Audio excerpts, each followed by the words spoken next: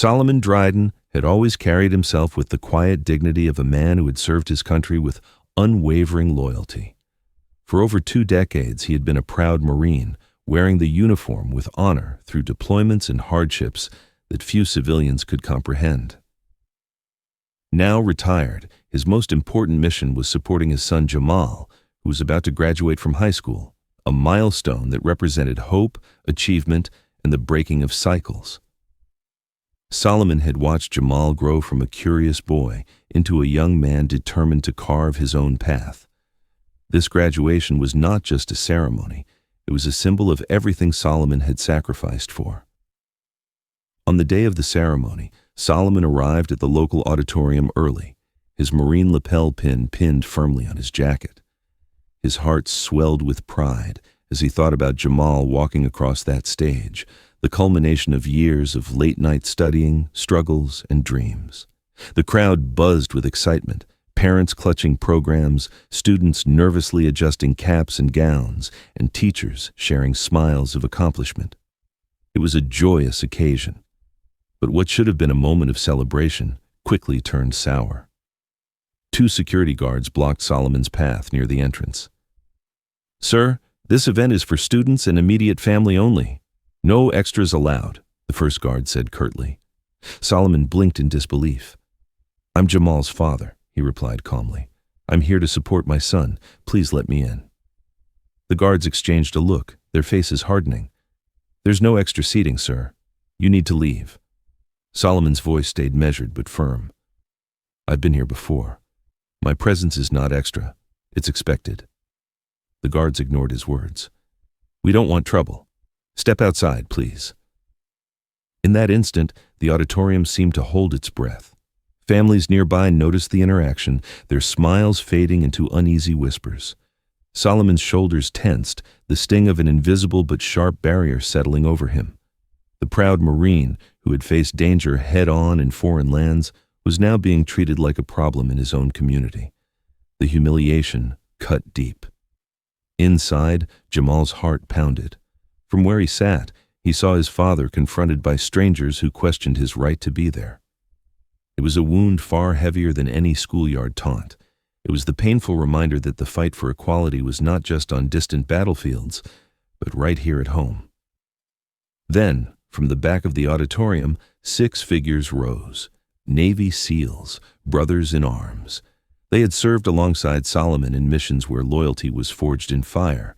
Their presence was commanding, silent but unmistakably powerful. Room, filled with uncertainty and growing tension, shifted as these men stepped forward. What happened next would change the course of the day and echo far beyond the walls of that auditorium. The 6 Navy SEALs moved forward with purposeful calm, their very presence shifting the atmosphere in the auditorium. Each man was a living testament to courage and discipline, standing as brothers to Solomon Dryden. Their sharp eyes met the guards, who now seemed visibly unsettled by the sudden display of solidarity and strength. The lead SEAL, a tall man with a steady voice, addressed the guards without raising it but with unmistakable authority. "This man is a Marine, a brother in arms. He has every right to be here, supporting his son on this important day. You will not remove him." The guards hesitated, caught between their orders and the overwhelming presence before them. The crowd, sensing the shift, began to murmur. Whispers turned into voices of support as parents and teachers alike realized the gravity of what was happening. One of the SEALs stepped closer to Solomon and whispered, "We've got your back, brother." With that backing, Solomon's shoulders straightened. He no longer felt alone. The lead SEAL turned to the audience and spoke louder, his words echoing through the hall. "We fight and die together, black, white, brown. It doesn't matter where we come from. What matters is the brotherhood, the loyalty, and the respect we earn through our actions. To deny this Marine the right to be at his son's graduation is to dishonor all of us." A wave of applause rippled across the auditorium. Some people were wiping away tears. Others stood to their feet clapping for Solomon, not just for the father, but for the man who had faced discrimination with dignity and had now found strength in unity.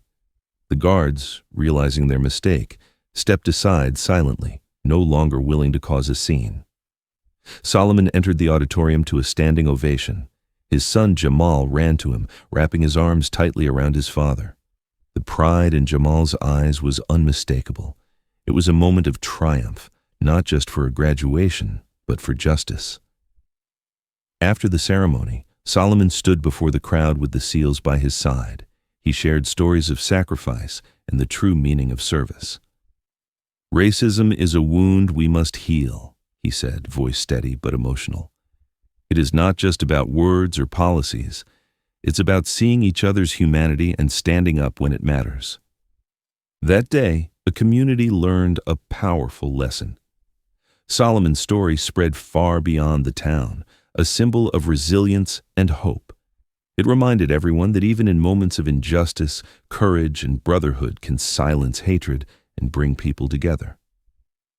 In the end, it was not just the 6 seals who silenced the room. It was the collective conscience of a community that refused to accept anything less than respect for all.